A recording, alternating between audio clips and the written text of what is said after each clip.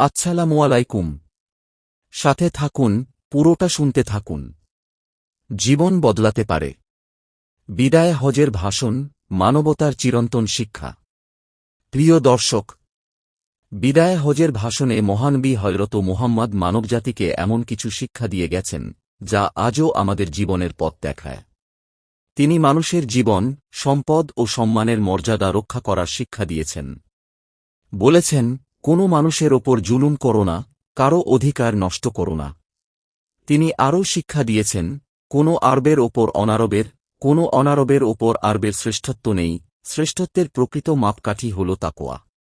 নারীদের সঙ্গে সদাচরণ করতে এবং তাদের অধিকার রক্ষা করতে তিনি বিশেষভাবে নির্দেশ দিয়েছেন।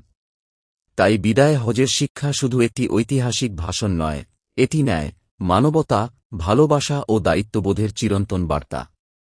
আসুন আমরা শুধু শুনে নয়, এই শিক্ষাগুলো নিজেদের জীবনে ধারণ করি। মানুষের অধিকার রক্ষা করি, অন্যায় থেকে দূরে থাকি এবং ভালোবাসা ও ন্যায় সমাজ গড়ে তুলি।